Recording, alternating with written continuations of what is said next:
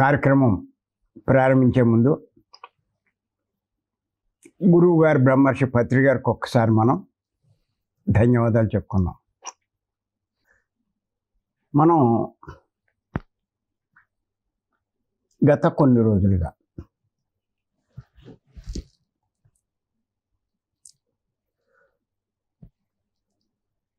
ముఖ్యంగా తెలుసుకోవలసినవి, మర్చిపోకూడనివి అన్న విషయాల మీద తెలుసుకుంటున్నాం. ఇవాళ ఇంకొక విషయం తెలుసుకుందాం. ఎటువంటి పరిస్థితిలో వీటిని మర్చిపోకూడదు మనం.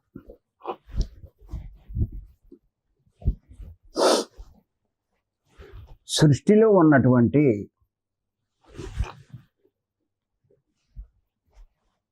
ఏర్పాటు అయితే, రూల్స్ అవుతే, ఏదైనా అనుకోండి,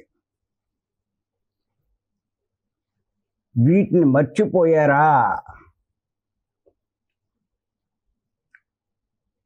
మీరు చాలా నష్టపోతారు.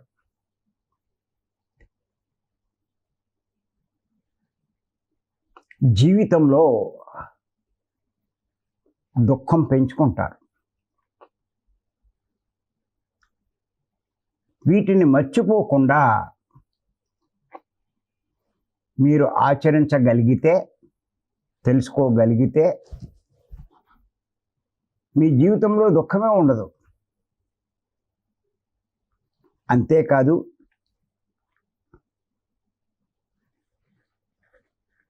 మీ లక్ష్యాన్ని కూడా మీరు సాధించగలుగుతారు.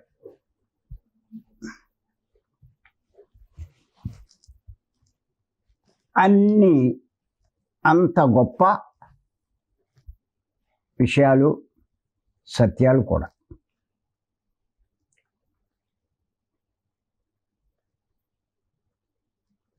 ఇవన్నీ పత్రిక ద్వారా తెలుసుకోగలిగాం,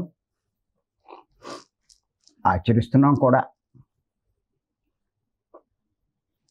కానీ అంత ముఖ్యమైనవి కాబట్టి మరలా తెలుసుకుంటున్నాం, మననం చేసుకుంటున్నాం. అది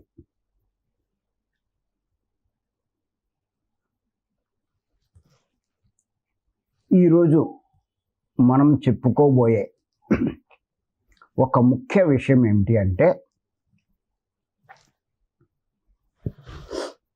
ఎవరి వాస్తవానికి వారే సృష్టికర్తలు.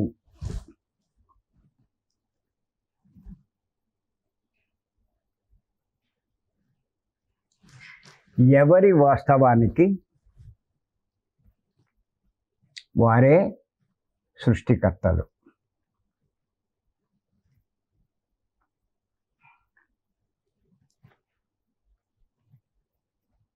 వాస్తవానికి అంటే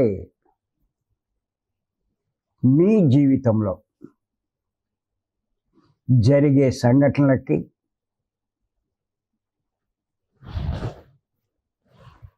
మీకు ఎదురవుతున్నటువంటి సమస్యలకి,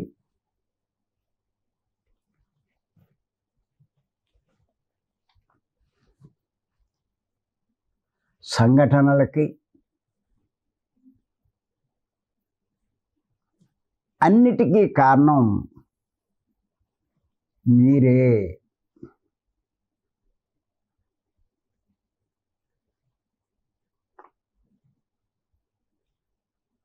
అంతేకాదు, మీ సంసారం అలా ఉండడానికి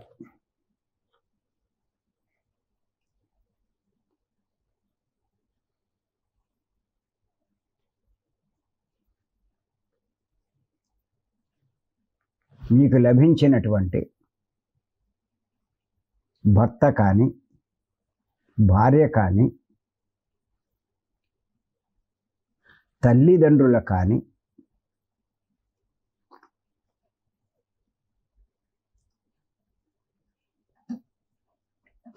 పిల్లలు కానీ,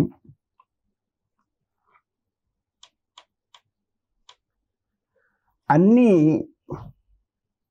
మీరు ఎంచుకున్నవే.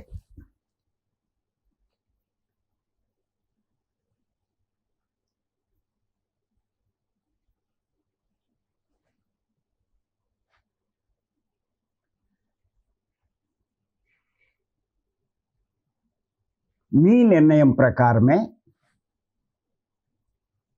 అన్నీ జరుగుతాయి.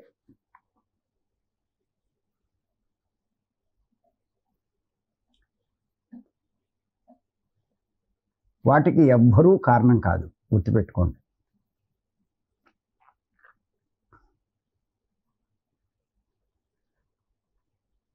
ఎందుచేతనంటే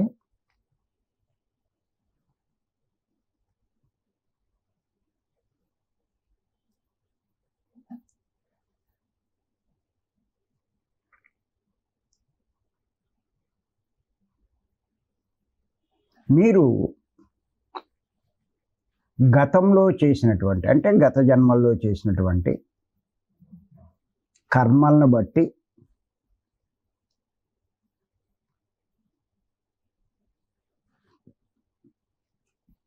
మీకు కౌన్సిలింగ్ చేసే మాస్టర్లు, అంటే పైలోకాల నుంచి వచ్చిన మాస్టర్లు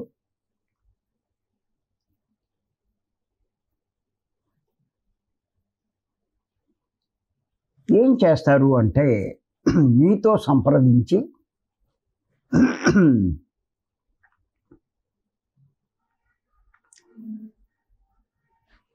ఆ కర్మల్లోంచి మీరు ఎంచుకున్న కర్మలను బట్టి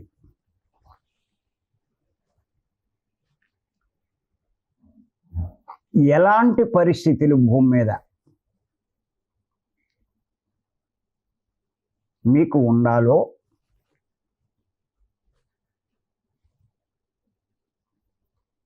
నిర్ణయించి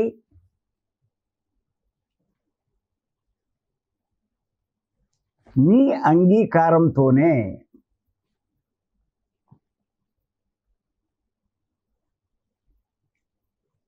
అలాంటి పరిస్థితులు ఉండే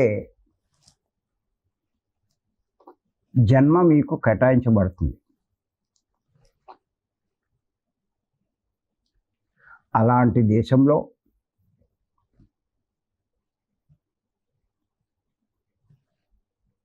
అలాంటి రాష్ట్రంలో అలాంటి ప్రదేశంలో అలాంటి మతంలో అలాంటి కులంలో అలాంటి కుటుంబంలో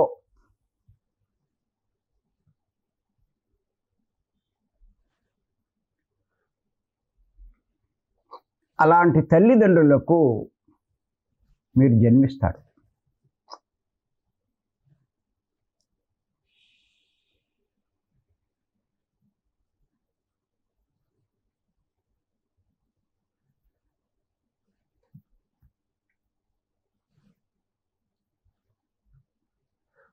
ఆ వాతావరణంలోనే పెరుగుతూ ఉంటారు మీరు.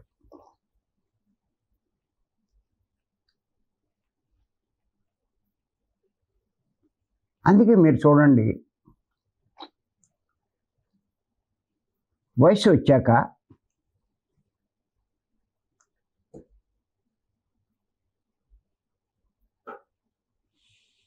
గమ్మున ఎవరిని పడతారని పెళ్లి చేసుకోరు. ఎన్నో సంబంధాలు చూస్తారు, ఎంతోమందిని చూస్తారు, ఒకళ్ళకొకళ్ళు.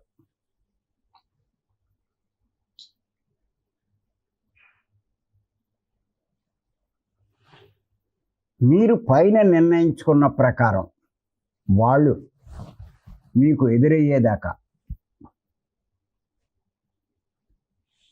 వాళ్ళు కలిసేదాకా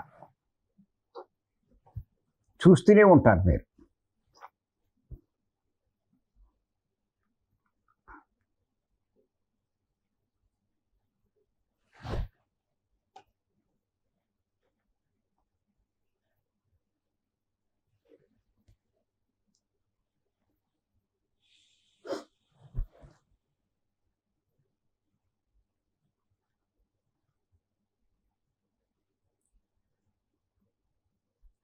ఎప్పుడైతే వాళ్ళు ఎదురవుతారో అప్పుడు టక్కుమని సెట్ అవుతుంది.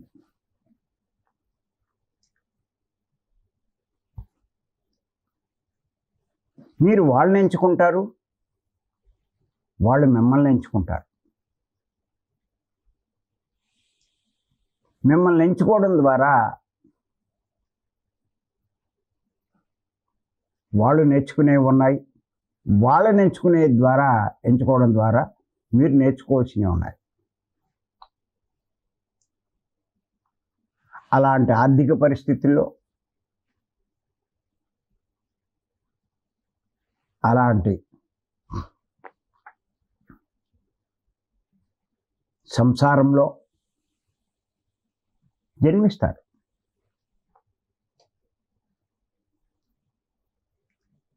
కానీ ఇవన్నీ ఎవరికి తెలియవు, గుర్తుండవు అనుకున్నవి.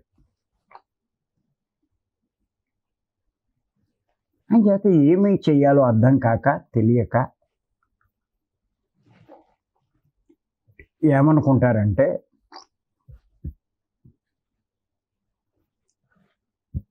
భగవంతుణ్ణి నిందిస్తారు. ఆయనే నా జీవితం ఇలా చేశాడు అని చెప్పి.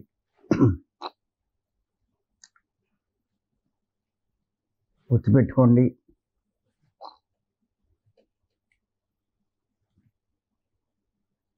ఎవరి జీవితంలో ఎవరి ప్రమేయం ఉండదు.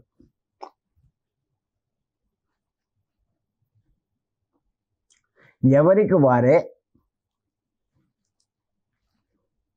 వారు చేసుకున్న కర్మల్లోంచి, వారు ఎంచుకున్న కర్మలను బట్టి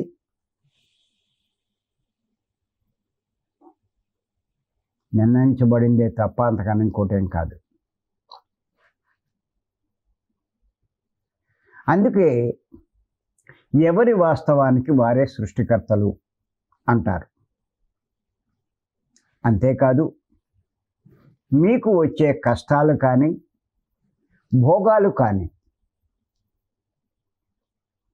ఏ దేవుడు కారణం కాదు, ఎవ్వరూ కారణం కాదు.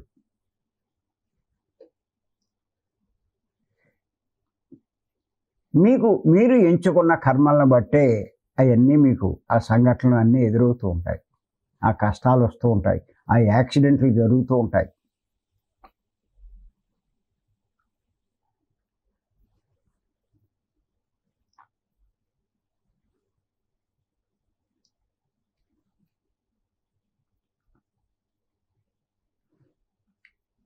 అన్నిటికీ ఎవరి ప్రమేయం ఉండదండి. ఇదొక్కటి మీరు గుర్తుపెట్టుకోండి.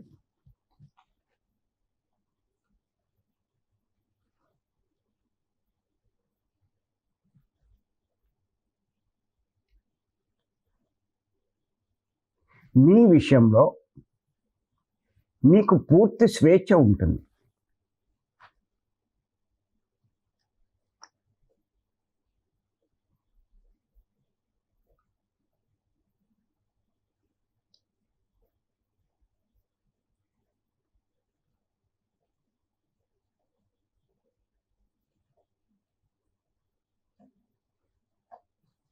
మీ నిర్ణయానికి విరుద్ధంగా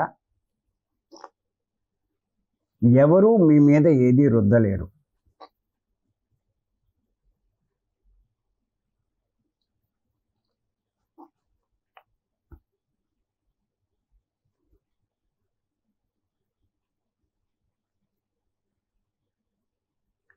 కష్టాలు వచ్చినాయి, నేను ఎలా కారణం అవుతానండి అంటారు. నువ్వు ఎంచుకున్న కర్మలేనైనా ఎందుకు అలాంటి కర్మలు ఎంచుకున్నావు? అంతకుముందు చేసావు.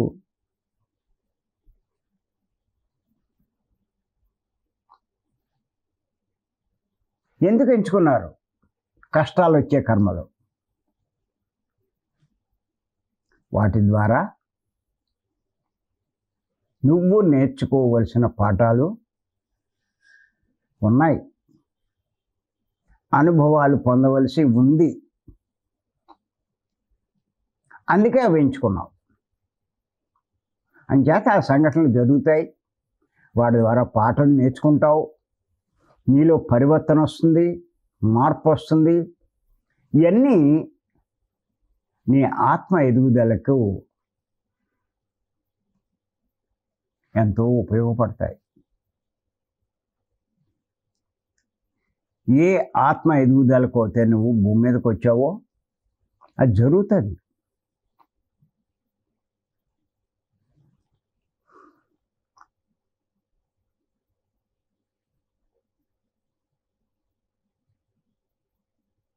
అందుకే పత్రియారు అంటారు కదా, నీ జీవితంలో నీకు వచ్చే కష్టాలు కానీ, నష్టాలు కానీ, అవమానాలు కానీ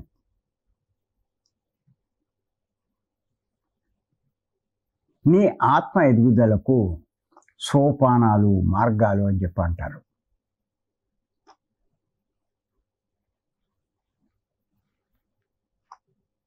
ఎంత స్పష్టంగా చెప్పారు. ఇంచేత అది జరిగే వాటికి బాధపడడం కాదు, దాని నుంచి నేర్చుకోవాల్సింది ఏమిటి అన్నది ఆలోచించండి మీరు. అటువంటి పరిస్థితి నాకు గతంలో నేను చేసినటువంటి అవగాహన లేకుండా చేసినటువంటి పనులు, కర్మలే. అంచేత వాటి నుంచి నేర్చుకుని అలాంటి కర్మలు, అలాంటి పనులు ఇంకా చెయ్యకుండా మీరు ఉండాలి. అలాంటి నిర్ణయం తీసుకోవాలి.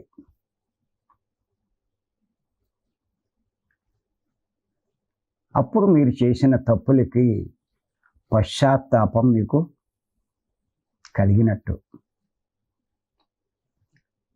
అటువంటి పశ్చాత్తాపంతో అలాంటి పనులు ఇంకా ఏ జన్మలో నేను చెయ్యను అని మీరు నిర్ణయించుకుంటే ఆ రకమైన కర్మలన్నీ మీకు ఎన్ని ఉన్నా అవన్నీ దగ్ధమైపోతాయి ఆ జ్ఞానం మీరు పొందినప్పుడు.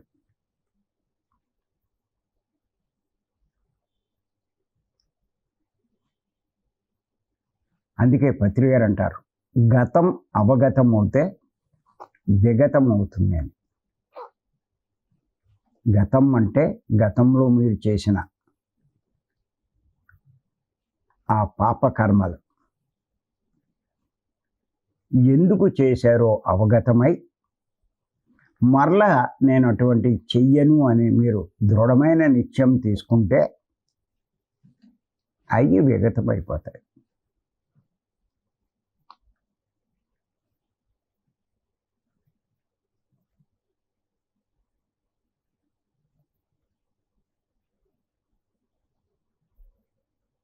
అది పత్రియారు చెప్పిన దాంట్లో.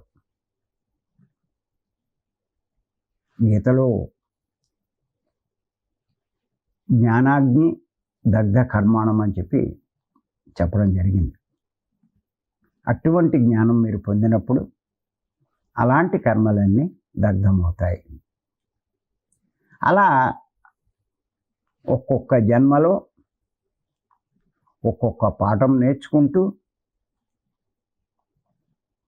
మెల్లిమెల్లిగా మీ తప్పులన్నీ సరి చేసుకుంటూ ఉంటారు.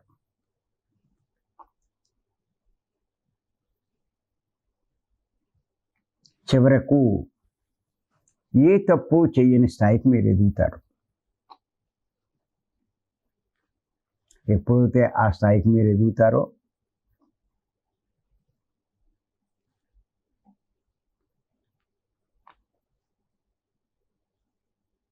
మీకు ఇంకా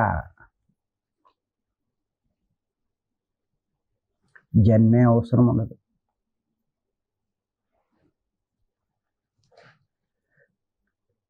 మరి మానవులు చేసే ఎన్నో తప్పులు ఉన్నాయి, వాటిని సరి చేసుకోవాలి. అలాగే ఈ సృష్టిలో మానవుడు నేర్చుకోవాల్సినవి ఎన్నో ఉన్నాయి.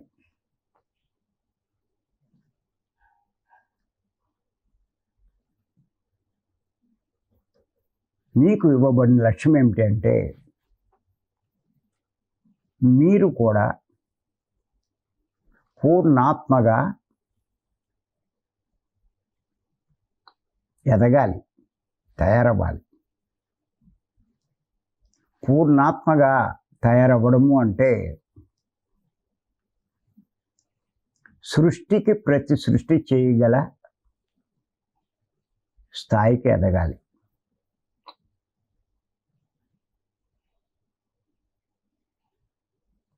వారినే కో క్రియేటర్ అంటారు. క్రియేటర్ ఏ పనులు చేస్తూ ఉంటారో వారిలాగే ఆ పనులన్నీ మీరు చేయగలగాలి.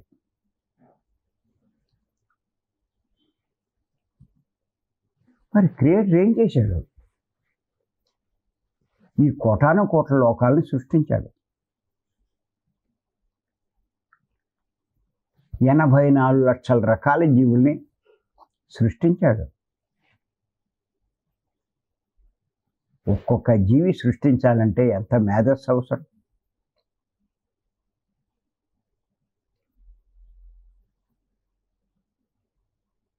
అలాగే ఎన్ని జాతులు సృష్టింపబడ్డాయి.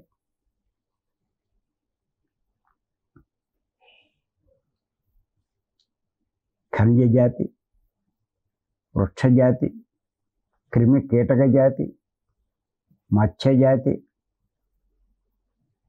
పక్షి జాతి, జంతు జాతి, మానవ జాతి, ఇన్ని రకాల జాతులు సృష్టించడం అంటే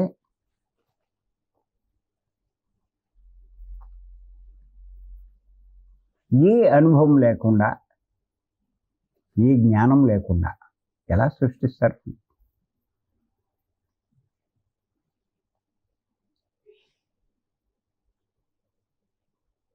సృష్టికర్త ఎలా అవుతారు?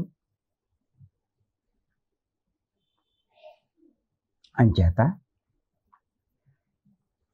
ఇవన్నీ ఈ 400-500 జన్మల్లో మీరు నేర్చుకుంటారు. ఆ పనేనండి ఇప్పుడు మనం చేస్తుంటారు.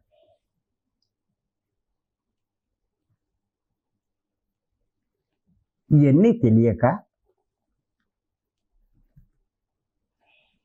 జరుగుతున్న సంఘటనలకి ఎంతో బాధపడుతూ ఉంటారు. నా జీవితం ఇలా అయిపోయింది, నాకు ఇలాంటి పిల్లలు ఉన్నారు, నాకు ఇలాంటి భర్త ఉన్నాడు, ఇలాంటి భార్య దొరికింది, ఇలాంటి తల్లిదండ్రులు పుట్టాను, ఇలా బాధపడుతూ ఉంటారు.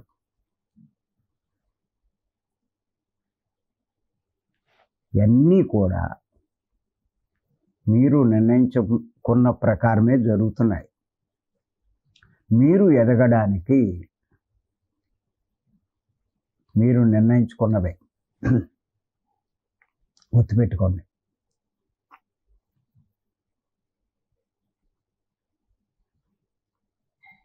అందుకే పత్రి గారు అంటారు, మీరు భూమి మీద ఉన్నప్పుడు అంటే శరీరంతో ఉన్నప్పుడు మాయలో ఉంటారు, శరీరం వదిలిన తర్వాత వాస్తవంలో జీవిస్తారు అంటారు. భూమి మీద ఉన్నప్పుడు పూర్తి మాయలో ఉంటారు. మీరు లేనివన్నీ ఉన్నాయి అనుకుంటారు. మీకు సంబంధం లేని వాళ్ళంతా మీకు ఎంతో దగ్గర వాళ్ళు, ఆప్తులు అనుకుంటూ ఉంటారు. అసలు ఎవరితోటి మీకు సంబంధం లేదు. ఎందుకు ఇక్కడ అలా అనుకుంటారు? మాయా ప్రభావం.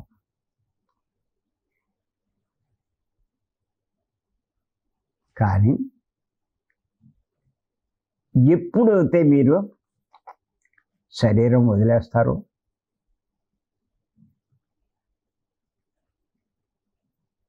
ఈ మాయా ప్రభావంలోంచి బయటపడతారు, వాస్తవంలోకి వస్తారు.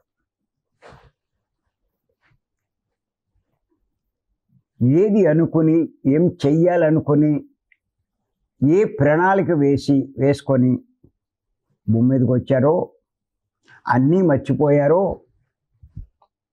మళ్ళీ అన్నీ మామూలుగా గుర్తుకొస్తాయి. నేను దేహం కాదు, నేను ఆత్మను,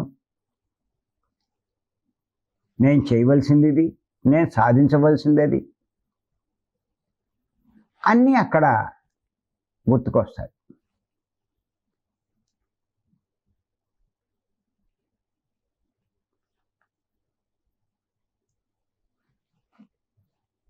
అక్కడ అన్నీ సరైన నిర్ణయాలు ఉంటాయి. భూమి మీదకి వచ్చాక ఈ మాయా ప్రపంచంలో అన్నీ మర్చిపోతారు, విరుద్ధంగా జీవిస్తారు, విరుద్ధంగా ప్రవర్తిస్తారు.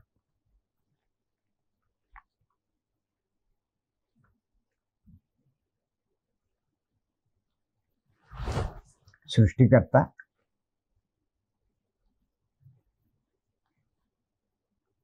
ఇటువంటి మాయా ప్రపంచాన్ని సృష్టించి మీరు పైన ఏమనుకున్నారో అన్నీ మర్చిపోయేటట్టు చేసి అటువంటి మాయా ప్రపంచంలో నీ బుద్ధిని, తెలివిని ఉపయోగించి వాస్తవాన్ని నువ్వు తెలుసుకోగలగాలి. అప్పటిదాకా నువ్వు అలా జన్మలు తీసుకుంటూనే ఉంటావు.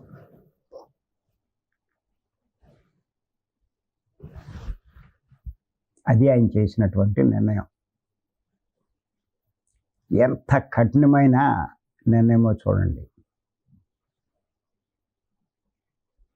మాయని జయించాలి, మాయలోంచి బయటపడాలి, వాస్తవంలోకి రావాలి, నువ్వెవరో తెలుసుకోవాలి.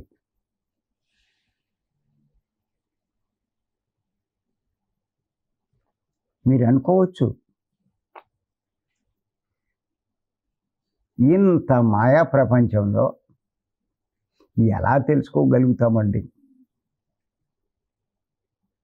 ఇంత కఠినమైన పరీక్ష మాకు పెడితే ఎలాగండి అని మీరు అనుకోవచ్చు. కానీ ఆ సృష్టికర్త మిమ్మల్ని సృష్టించి ఊరికే వదిలేయలేదు. గాల్లో దీపంలా మిమ్మల్ని వదిలేయలేదు.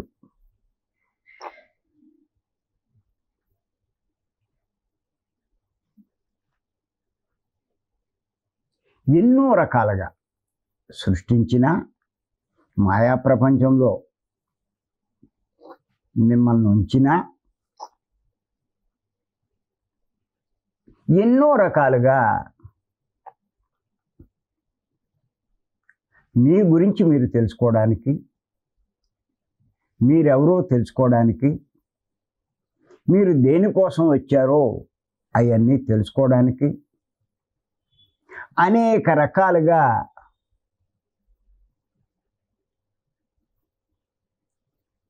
ఏర్పాట్లు చేయడం జరిగిందండి. కానీ మానవుడు సాత్విక గుణంలోకి వచ్చి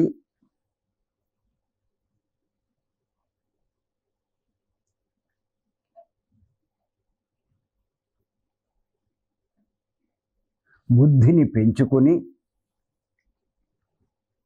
ఇవన్నీ తెలుసుకునేదాకా గందరగోళంలోనే ఉంటాడు.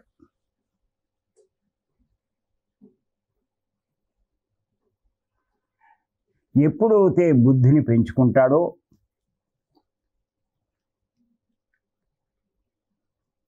జ్ఞానం సంపాదిస్తాడో, ఈ కనిపించని వాటన్నిటి గురించి తెలుసుకుంటూ ఉంటాడో, అప్పుడు వాస్తవంలో జీవించడం మొదలెడతాడు. మాయా ప్రపంచంలోనే వాస్తవంలో జీవిస్తాడు.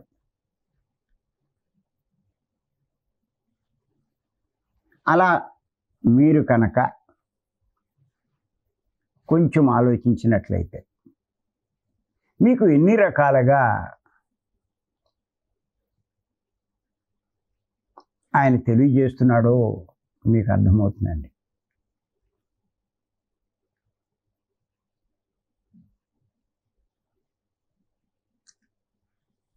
ఆయన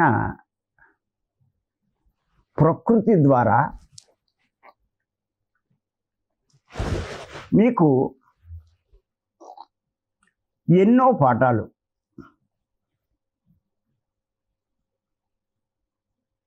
నేర్పే ప్రయత్నం చేస్తున్నాడు. ప్రకృతిలో జరిగే సంఘటనల ద్వారా, జీవుల ద్వారా ఎన్నో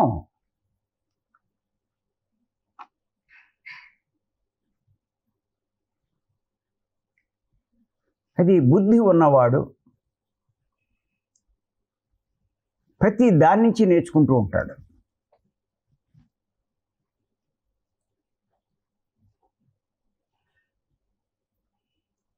ఈ బుద్ధి జ్ఞానం ఉంటే ప్రతిదీ నేర్చుకోవడానికే అని మీరు అర్థం చేసుకుంటారు.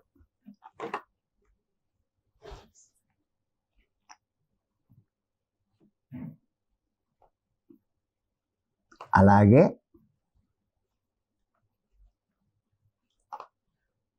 మీ జీవితంలో జరిగే సంఘటనల ద్వారా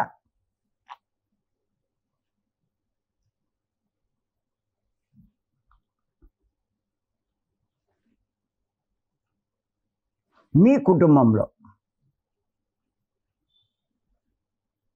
భార్య అవనివ్వండి, భర్త అవనివ్వండి, పిల్లలు అవనివ్వండి, తల్లిదండ్రులు, వాళ్ళ ద్వారా కూడా మీరు ఎన్నో నేర్చుకుంటూ ఉంటారు.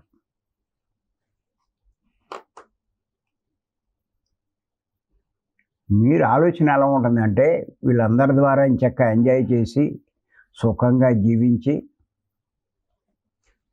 అలా శరీరం వదిలేస్తే సరిపోతుంది కదా అనుకుంటారు. ఇక్కడ ఏదో సరదాగా జీవించడానికి ఎవ్వరూ రాలేదు. ప్రతి ఒక్కరూ అనుభవాలు పొందడానికి, పాఠాలు నేర్చుకోవడానికి, జ్ఞానం పెంచుకోవడానికి, ఆ విధంగా ఉన్నత లోకాలు పొందడం కోసమే ప్రతి ఒక్కరూ భూమి మీదకి వచ్చింది. ఏదో హాయిగా ఎంజాయ్ చేద్దాం, సుఖపడదాం,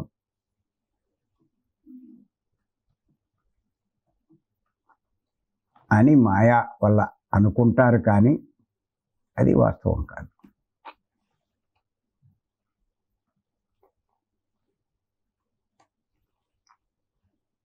అలాగే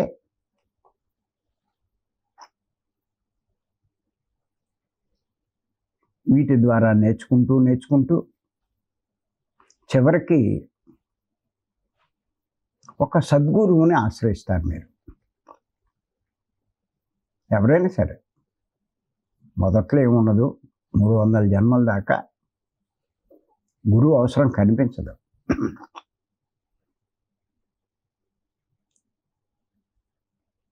ఎప్పుడైతే అలా సద్గురువుని ఆశ్రయిస్తారో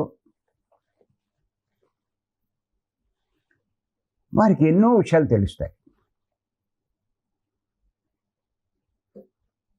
వాళ్ళ సందేహాలు ఎన్నో నివృత్తి అవుతాయి. వారి ద్వారా ఎన్నో నేర్చుకుంటారు. చెయ్యకూడని పనులు వదిలేస్తారు, చెయ్యవలసిన పనులే చేస్తూ ఉంటారు. అక్కడి నుంచి వాళ్ళ ఎదుగుదల, మార్పు ఎంతో వేగవంతంగా ఉంటుంది.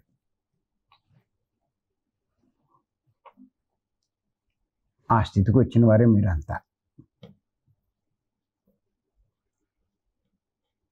మీరు చేయవలసింది ఏం లేదు, కాస్త శ్రద్ధ పెట్టడమే అంతే. మీరు చూడండి, ప్రకృతి ద్వారా మనం ఏం నేర్చుకుంటూ ఉంటారు. దత్తాత్రేయులు వారు 24 మంది గురువుల నుంచి నేను నేర్చుకున్నాను అన్నారు. ప్రకృతిలో ఉన్న ప్రతి జీవి నుంచి, ప్రతి సంఘటన నుంచి నేర్చుకున్నా అన్నారు. దాన్ని బట్టి అర్థం చేసుకోండి.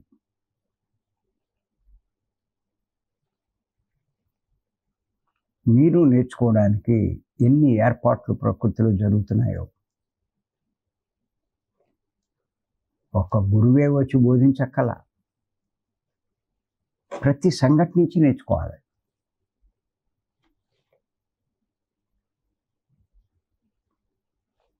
మీరు చూడండి, కొంచెం గమనిస్తే మీకు ఒకటే లెక్కండి. చిన్న విషయం మీకు కనుక తెలుసుకుంటే దాంట్లో అర్థం ఎంతో ఉంటుంది, ఎంతో నేర్చుకోవాల్సింది ఉంటుంది.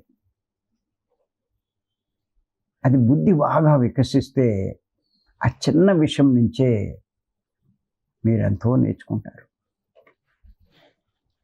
ఇంకా నేర్చుకోలేకపోతున్నారు అంటే బుద్ధి ఇంకా పెరగలేదనే లెక్క.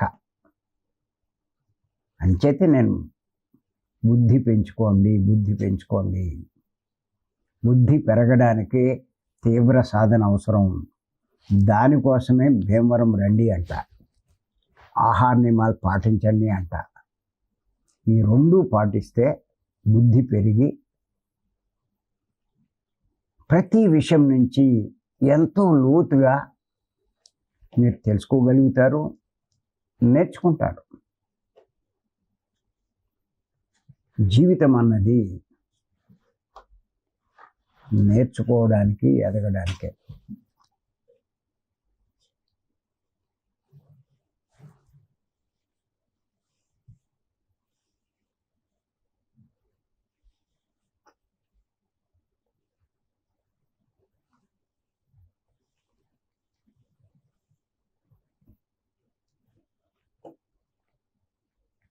పత్రి గారు గమనించండి, ఆయన ఏమంటారంటే, సినిమాలు చూస్తాను నేను, అందరూ చూడాలంటారు. మనకు అనిపిస్తుంది గమ్ముని, ఏంటి ఈయన ఎంజాయ్మెంట్ కూడా ఉందా ఈయనకి అని. కానీ దానిలో అంతరార్థం చెప్పారు తర్వాత. ఆ సినిమాల్లో జరిగే సంఘటనల ద్వారా నేర్చుకోవాల్సినవి కొన్ని ఉంటాయంట. వాటి కోసమే సినిమా చూడాలంటారు.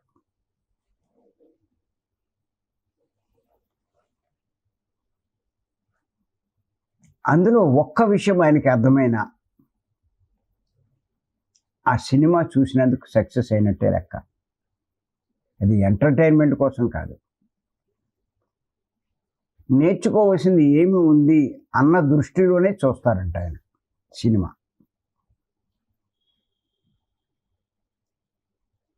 ఒకసారి ఏదో సినిమాకి వెళ్ళారంట, అలాగే ఇంకా ఇంటర్వెల్ దాకా కూడా చూడలేదంట. ఇది పనికిరాని చెత్త సినిమా, ఇందులో నేర్చుకోవడానికి ఏమి లేదని మధ్యలో వెనక్కి వచ్చేసారు.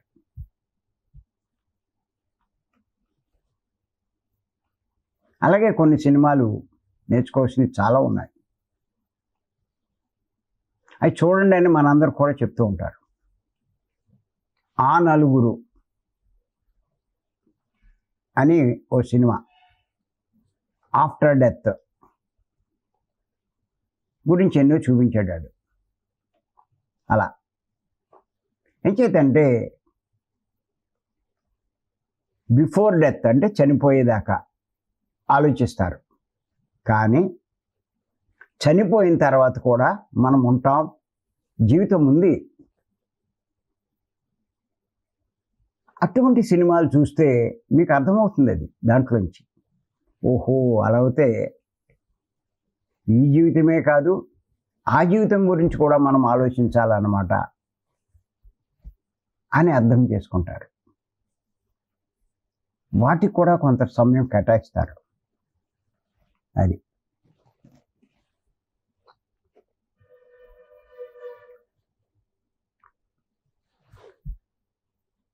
ప్రకృతి నుంచి, ప్రకృతిలో ఉన్న జీవుల నుంచి,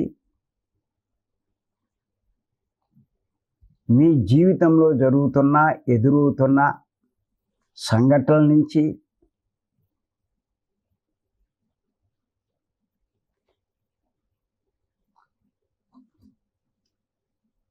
అని చెప్తారు. ప్రతి దాని నుంచి నేర్చుకోవాలని. పిల్లల నుంచి నేర్చుకోవచ్చు, పురుషులు స్త్రీల నుంచి నేర్చుకోవచ్చు, స్త్రీలు పురుషుల నుంచి నేర్చుకోవచ్చు.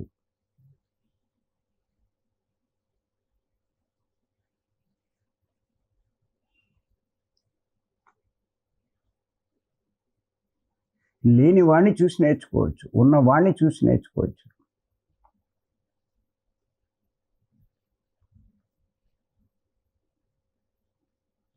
అలాగే గురువుల నుంచి,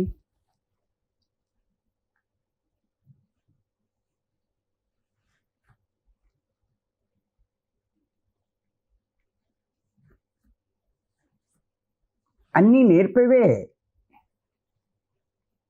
కానీ మీరు సామాన్య దృష్టితో చూస్తే ఇదేమీ అర్థం కాదు. కానీ మీరు ఆ కోణంలో చూస్తే, దీని ద్వారా నేను నేర్చుకోవాల్సింది ఏముంది అని ఆలోచిస్తే ఖచ్చితంగా అందులోంచి మీకు అర్థమవుతుంది. ఒక కష్టం వచ్చింది, ఏడుస్తూ కూర్చోవడం కాదు, దీని నుంచి నేనేం నేర్చుకోవాలి అన్న కోణంలో ఆలోచించాను. ఎంతో నేర్చుకుంటారు.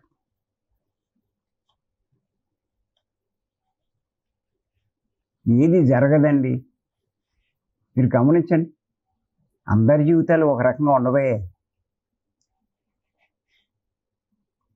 ఎందుకు ఇన్ని తేడాలు ఉంటాయి? ఇన్ని తేడాలు ఎందుకు ఉంటాయి అంటే,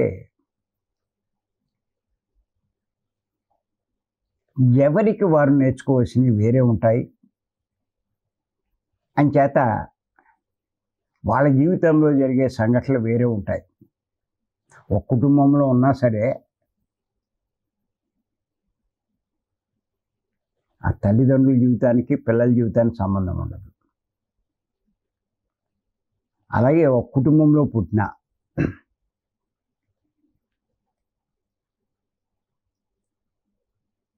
అప్పచెల్లుళ్ళు ముగ్గురు నలుగురు ఉంటారు. ఒక్కసారి గమనించండి, అందరి జీవితాలు ఒకే రకంగా ఉంటాయా? ఉండవు. ఎవరు నేర్చుకోవాల్సిన దాన్ని బట్టి వాళ్ళ జీవితాలు ఉంటాయి. అన్నదమ్ములు ఉంటారు, ముగ్గురు ఉండొచ్చు, నలుగురు ఉండొచ్చు, ఐదుగురు కూడా ఉన్నారు కొంతమంది అన్నదమ్ములు. అందరిది ఒకే రకంగా ఉంటుందా అంటే ఉండదండి.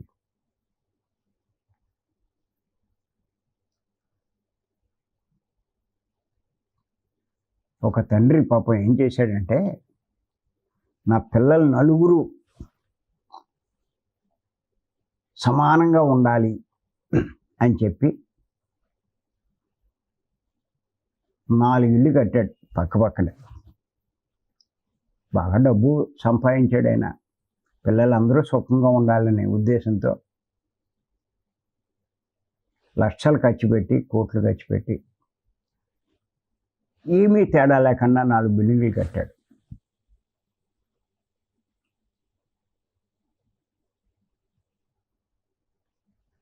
వాళ్ళు నలుగురు ఆ ఇళ్లలో వెళ్ళారు. ఒకడికి ఏమైందంటే వ్యాపారంలో లాస్ వచ్చి వాడు ఉన్న బిల్డింగ్ అమ్మేవలసి వచ్చింది.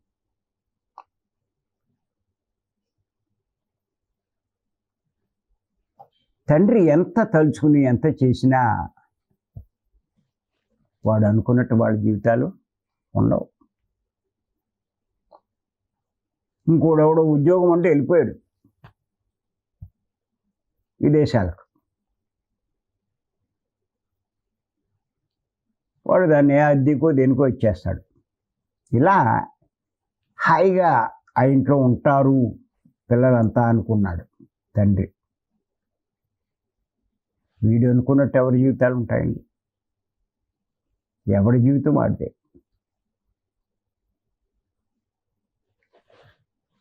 ఎవరు నేర్చుకోవాల్సిన పాఠాలు అయ్యాయి.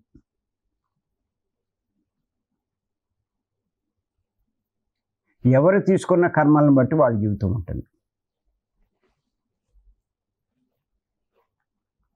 అంచేత ఎవరి వాస్తవానికి వారే సృష్టికర్తలు.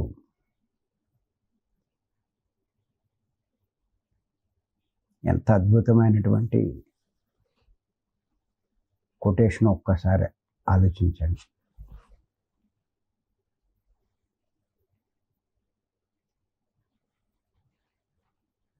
మీ జీవితంలో దుఃఖం కలిగినా దానికి మీరే కారణం, భోగం కలిగినా దానికి మీరే కారణం.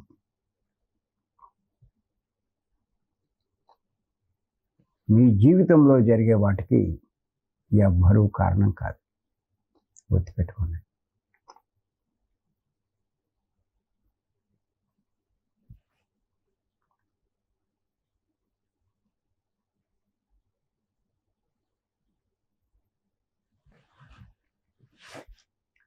అంచేత ఈ కొటేషన్ మీరు ఎప్పుడూ గుర్తుంచుకోండి. మీ జీవితంలో జరిగేదానికి ఎవరిని నిందించకండి. మీ తల్లిదండ్రులు కారణం కాదు, భర్త కారణం కాదు, భార్య కాదు, పిల్లలు కాదు, దేవుడు కాదు.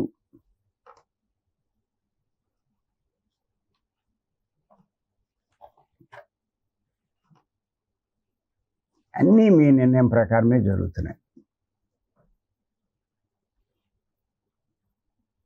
అది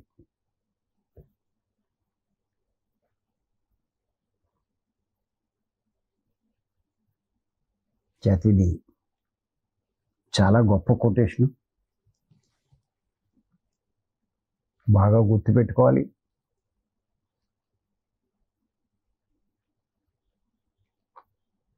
ఎంత దీని గురించి మీరు ఆలోచిస్తే అంతా మీకు జీవితం గురించి మీకు అర్థమవుతుంది. అంతా అర్థమైన వాడు ఏం జరిగినా మామూలే. అందుకే జ్ఞాని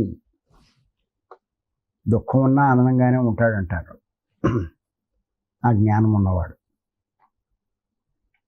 లేకపోతే కుమిలిపోయి చచ్చిపోతాడు.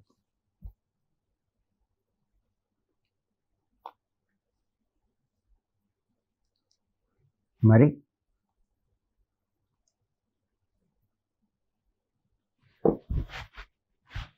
రేపు మరికొన్ని విషయాలు తెలుసుకుందాం.